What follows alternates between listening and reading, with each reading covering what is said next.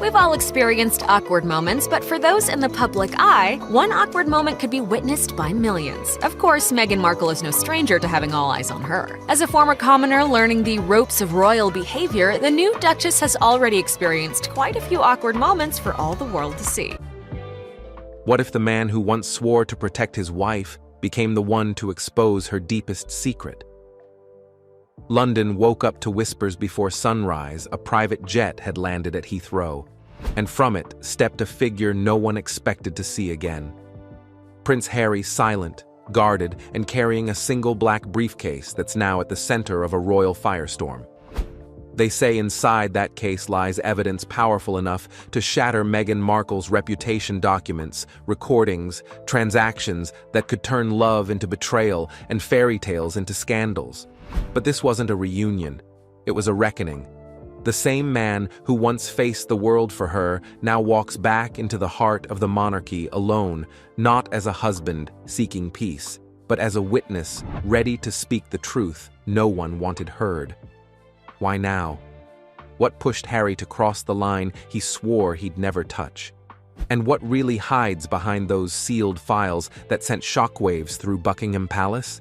Stay with us, because what we're about to reveal will change everything you thought you knew about the Duke and Duchess of Sussex. The unexpected arrival. London wasn't ready for him. The city that once cheered for the people's prince had grown used to his absence. It had been years since Prince Harry last walked those familiar streets, years since the boy who once waved from palace balconies chose to leave the crown behind. In California, he had built a new life: warm sunlight, new friends, and freedom from royal rules. And he didn't completely rule out potentially one day becoming an American citizen, saying there are no plans at this point, which is the perfect caveat if you plan to do something in the future but don't want to give it away right now. But when that private jet landed quietly at Heathrow, carrying one solitary passenger and a black leather briefcase, everything changed. Witnesses described the scene as haunting. No royal convoy, no cheering crowds, just silence broken by the hum of engines and the click of cameras from a distance. Two plain-clothed men greeted him, their eyes fixed on the briefcase that never left his hand. It wasn't a return for ceremony or family, it was something else. Even airport officials seemed uneasy. He didn't look like a prince, one insider shared later. He looked like a man on a mission. By mid-morning, whispers began to circulate online. A leak: confidential papers linked to a royal foundation had appeared on encrypted journalist platforms. The documents contained details that pointed toward irregularities in financial transactions, several of which carried Meghan Markle's electronic signature. These weren't rumors from tabloids. They were scans of official paperwork. The timing was suspiciously close to Harry's arrival. Reporters quickly drew a line between the two events. Could the returning prince and the mysterious leak be connected? Was Harry the whistleblower behind the largest royal scandal since his parents' generation? It seemed impossible, yet the evidence said otherwise. Each file carried a digital trace leading back to one author tag, H. Wales, the code Harry used on internal royal documents long before he left the monarchy. Suddenly, what looked like a coincidence became a calculated act. The man once known for protecting his wife at any cost now seemed to be unveiling something far bigger than personal conflict. To outsiders, it looked like betrayal. But to those who truly understood him, it felt like a painful act of conscience, the decision of a man torn between his love for Meghan and his loyalty to truth. Because sometimes the hardest wars aren't fought with enemies, they're fought within your own heart. The leak that changed everything. When the documents hit the headlines, the reaction was immediate and explosive. Within hours, the world was flooded with breaking alerts flashing across screens. Prince Harry exposes confidential files, royal charities under fire. From The Guardian to The New York Times, every outlet ran the same story. The Duke of Sussex had allegedly leaked evidence that questioned the integrity of Meghan Markle's charitable foundation. Social media erupted like a storm. Hashtags such as #HarryLeaks, #RoyalReckoning, and hashtag Sussex scandal dominated every feed. People didn't know what to believe. To some, Harry had become a hero, a man finally brave enough to stand against corruption, even when it meant standing alone.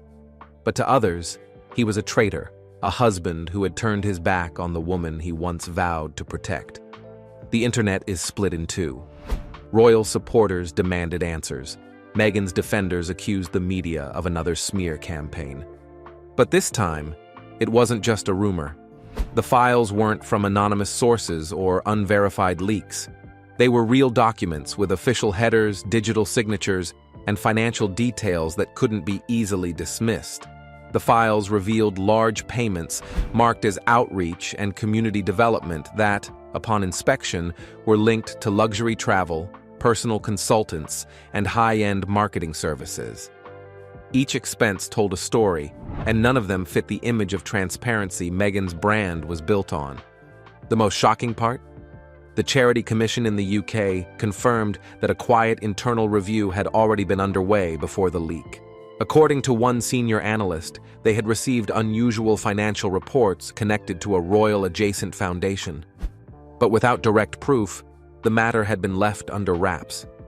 Now, Harry's documents had changed everything. The timing raised more questions than answers. How did these files end up online just as Harry landed in London? Was it a coincidence or a message?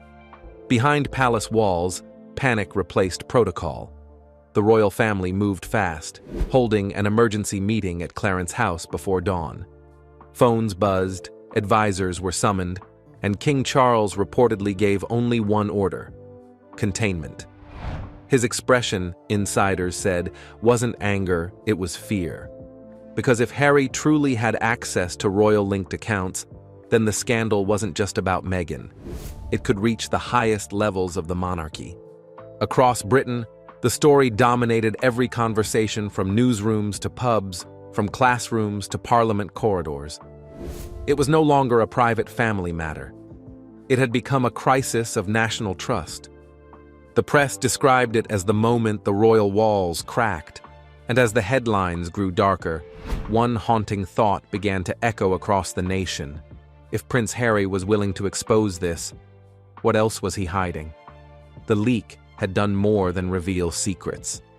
It had rewritten the story of loyalty, truth, and betrayal inside one of the most powerful families on earth: the father and the son. Hours after landing, Harry was spotted entering a heavily guarded side entrance near Buckingham Palace. Prince Harry has clashed with the London tabloid once again, rubbishing reports about his recent meeting with the King. The Duke denying claims that their reunion was awkward. The rain had just started to fall, and the grey London sky mirrored the tension that hung in the air. No photographers were allowed beyond the iron gates, but the few who caught sight of him said his walk was steady, his face unreadable. He didn't stop, didn't wave, didn't look back. For the first time in years, Prince Harry had returned not as a guest, but as a man facing the family he had walked away from. Inside the palace walls, security was tighter than usual. Lights flickered in corridors where silence was the rule. Harry was escorted down a narrow hallway few ever entered toward a small, discreet chamber known only among senior aides as the Grey Room. The name came from the color of its walls, bare and cold, where only the most delicate royal crises were discussed. It was a room meant for truth, no matter how painful. Waiting inside was King Charles. The atmosphere was thick with years of unspoken words, betrayal, distance, and memories that neither man could escape. There were no greetings, no embrace. Only two figures divided by duty and disappointment face each other across a long oak table covered in documents. Charles's first words were not of anger or affection. He asked, simply and quietly, "Is it true?" Harry didn't hesitate. His voice was low, almost controlled. "It's worse than you think." He placed the black briefcase on the table and opened it with a soft click. Inside were the original documents that had already begun making headlines around the world, but these copies were signed, sealed, and irrefutable. The king leaned forward, adjusting his glasses, his expression darkening as his eyes scanned through the pages. He didn't need an expert to confirm their authenticity. He recognized the signatures himself. Harry had done what no royal had ever dared to do, expose one of their own. But as Charles read deeper, he noticed something that froze him. Meghan's name was there, yes, but it wasn't alone. Several documents included cryptic initials, codes, and authorization notes from individuals within the broader royal network. Names tied to charitable boards, long-standing royal patrons, and even private advisors appeared beside hers. It wasn't just a case of personal misuse, it hinted at an entire web of mismanagement connecting royal funds to independent foundations overseas. For the first time, the king understood this wasn't about a feud between husband and wife. It was about control and survival. The monarchy had weathered scandals before divorces, accusations, media wars, but this one was different. This one came with evidence. Charles reportedly sat back, the papers trembling slightly in his hands. The silence stretched on until it felt unbearable. Finally, he spoke not as a king, but as a father who saw the storm his own son had unleashed. "You've started something that can't be stopped." Harry looked up, his eyes steady, his tone calm yet burdened. Maybe it was never meant to stop. The words hit like thunder. For years, the palace had worked to keep its walls sealed, protecting the illusion of unity. But now, those walls were cracking. Harry wasn't there to seek forgiveness. He was there to deliver truth raw, undeniable truth, and it terrified the crown. Insiders later said Charles remained in that room long after Harry left, staring at the documents that had the power to shake centuries of royal legacy. Because what he saw wasn't just a son rebelling, it was history repeating itself, a truth teller in a family built on silence, and somewhere deep down, the king knew there was no going back. Meghan's defense and the world's reaction. Across the Atlantic, Meghan's team immediately went into full crisis mode, scrambling to control a storm that seemed to grow by the hour. Lawyers stepped forward with statements calling the leaks fabricated and defamatory, insisting that any document making the rounds had been doctored or manipulated in some way. Her spokesperson added that certain screenshots circulating online were taken out of context, aiming to mislead the public and tarnish her reputation. Yet, no matter how many denials were issued, the internet had already done its work. Screenshots of internal communications, alleged wire transfers, and even memos purportedly signed under her name continued to surface.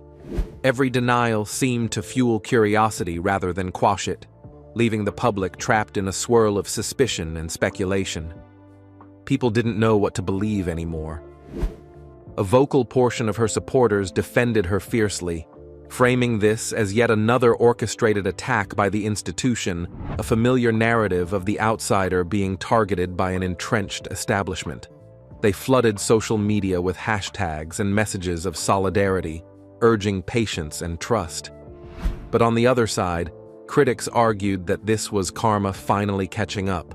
They dissected the leaks line by line, pointing out inconsistencies and alleging mismanagement of funds and communications. It became a cultural tug-of-war, with every new post or news update swinging public opinion further in one direction or the other. Hollywood, too, felt the shockwaves.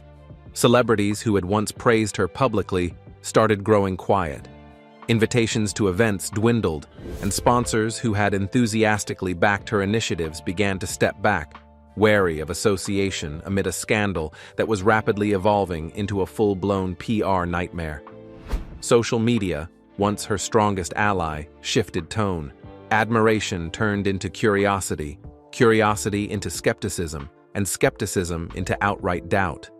Memes, think pieces, and viral posts painted a narrative that seemed to write itself a cautionary tale of power, privilege, and peril. Among those closest to Meghan, the reaction was equally intense. One friend reportedly whispered to journalists, "She didn't see it coming, not from him. hinting at betrayal or surprise from within her inner circle. Yet insiders claimed the story was more complex. Harry had allegedly warned her months. He had noticed inconsistencies in accounts, questioned explanations, and when the truth slowly crystallized, he pulled back, not with anger, but with a heavy sense of responsibility. This was no longer about anger or resentment. It was about guilt, deep, gnawing guilt.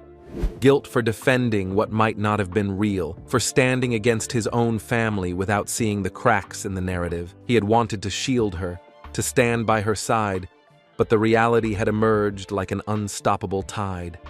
And now, everyone, from journalists to casual observers scrolling through timelines, could feel the tension in the air, a mixture of disbelief, curiosity, and the slow-burning realization that the story was far from over. The video that broke the silence. Just when the public believed the leaks had reached their peak, a fresh wave of chaos hit one that made even the boldest headlines seem tame. Late one evening, an encrypted video clip began circulating among a few international journalists. Within hours, it exploded online. The footage, only 2 minutes long, appeared to show Meghan Markle in a sleek boardroom surrounded by her foundation's executives, discussing how to reclassify certain charitable funds. Her tone was calm, confident, almost casual, as she said, "We'll reclassify it as outreach. Nobody checks that far." Those few words echoed across every news network, replayed frame by frame, dissected in endless debates. Viewers were stunned. Could the woman who had once preached transparency and compassion really have said that? Audio experts from 2 independent labs analyzed the clip and verified that the voice matched Meghan's with 98% accuracy. Her lawyers immediately dismissed it as deepfake nonsense, claiming the video was digitally altered. Yet forensic analysts uncovered metadata confirming it was recorded 2 years earlier, during an internal planning session for one of her major projects. The timestamps didn't lie. For Harry, it was the final crack in an already fragile heart. According to close aides, he watched the clip in silence, his face pale, his hands clenched. After nearly 10 minutes, he whispered only 5 words. "She used my name for this." The impact was seismic. Major news outlets replayed the footage non-stop, experts debated its implications, and even Meghan's most devoted supporters began to waver. What had once been a modern fairy tale of love and freedom had turned into a global reckoning. The silence between Harry and Meghan now spoke louder than any statement, a silence that the world would never forget. A family divided. Following the leaks, Scotland Yard quietly confirmed an inquiry into the possible misuse of charitable assets. No names were officially released, but the whispers were clear. Everyone understood who was under scrutiny. The palace, sensing the storm, immediately shut its doors to the press. Public events scheduled for the week were quietly cancelled, invitations rescinded, and staff warned to maintain strict confidentiality. Courtiers spoke in hushed tones in the corridors, and a rare tension settled over Buckingham Palace, the kind that could be felt even through the gilded gates. Behind the scenes, King Charles convened a meeting with Harry, this time with William also present. According to sources, the session lasted under an hour, but every second was charged with emotion. William, reportedly furious, could barely contain his frustration. Harry, on the other hand, remained unusually composed, his words deliberate and calm. "I didn't want to destroy her," he reportedly said. "I wanted to stop lying." Those words hung in the air like a weight that neither brother could easily shrug off. Tension rippled through the room, a mixture of anger, disappointment, and the strained loyalty that has defined this family's public image for years. Meanwhile, Meghan disappeared from public view entirely. Her California residence transformed into a fortress of solitude, heavily guarded and constantly surrounded by paparazzi lenses. Rumors flew in every direction, whispers of legal counterclaims, private negotiations, and even threats of public statements. Yet, for weeks, nothing concrete emerged. The world waited, speculating, analyzing every social media post, every interview snippet, every carefully worded statement from allies. The scandal's impact went far beyond one couple's private life. For the first time, the monarchy faced not just the press or public scrutiny, but one of its own members. Old alliances were tested, loyalties strained, and the royal map was quietly redrawn.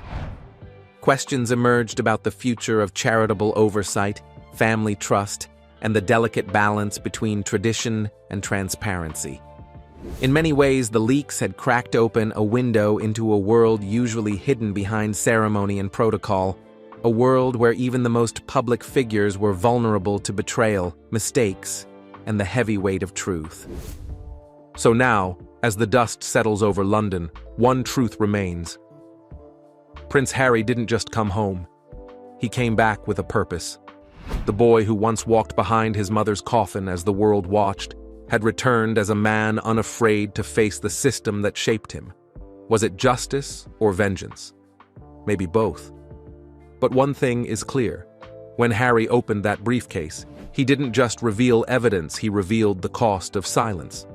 Today, the world still argues he was right to expose it,